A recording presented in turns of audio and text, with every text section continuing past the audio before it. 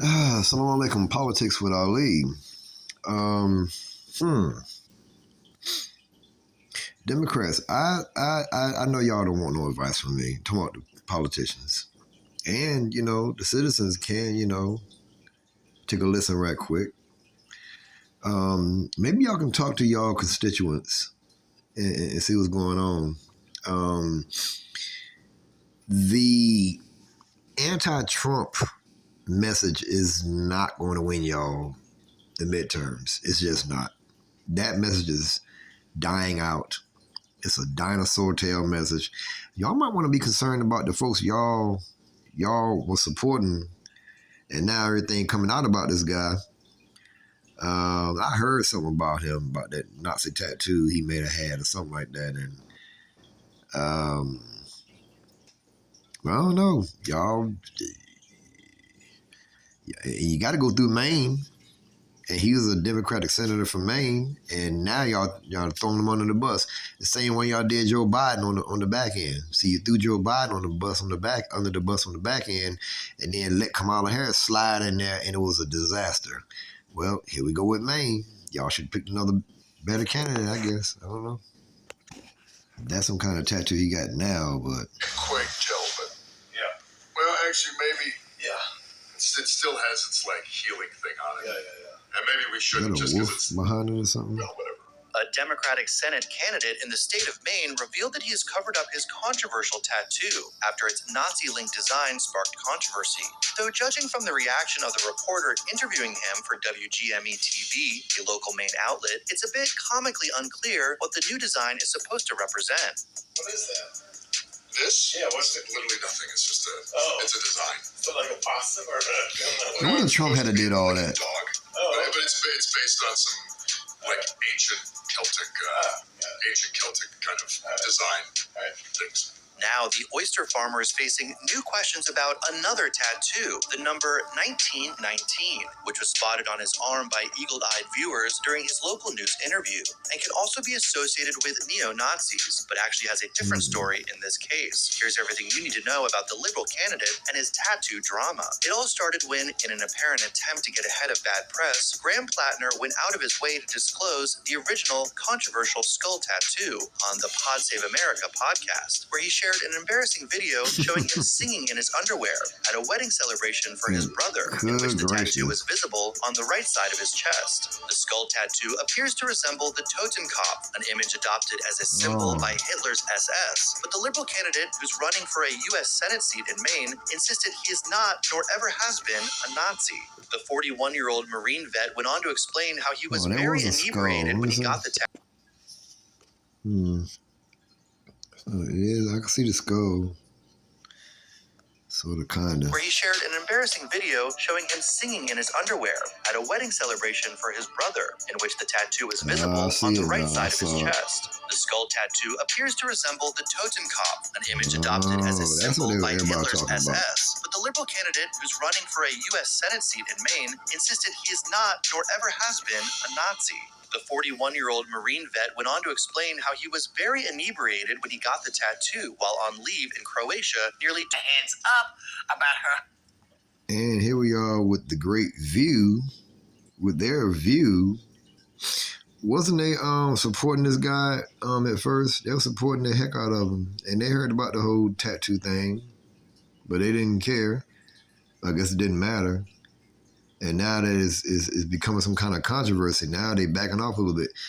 Well, y'all Democrats are just wasting time. Then you're going to cry again when the Republicans win the House and the Senate in midterms. And they're going to be crying again for more years when J.D. Vance or Marco Rubio take the presidency. See? I mean, stop focusing on Trump and find y'all some good candidates or lose again. Husband sending sexually explicit texts to several different women. Baby, these men are having the hardest time. I mean, it doesn't even matter what side of the fence you're on. These men are just whipping and racing all through the place. Are men okay? I don't know. But let's take... And I cannot believe this is one episode of The View that the word Trump didn't come out of their mouth. They didn't talk about Trump not one time. Can you believe that? Wow. Because every day is about Trump. Look at this clip. No marriage is perfect. And This that dude's wife.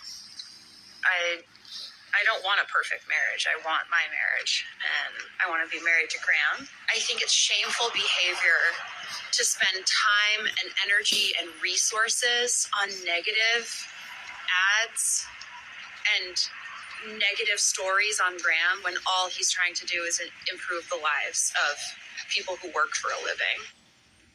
So the plaintiff says the report isn't true.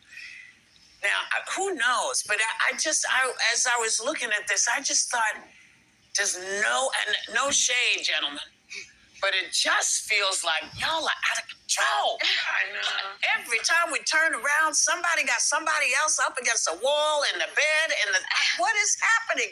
I mean, but I think we feel like that because also this has, like this year, we have seen a lot out of control men, right? Men gone wild. And what's up? Why is her, what's it called, a blouse? Why is that hanging off her shoulder like that? I mean, that's her style. But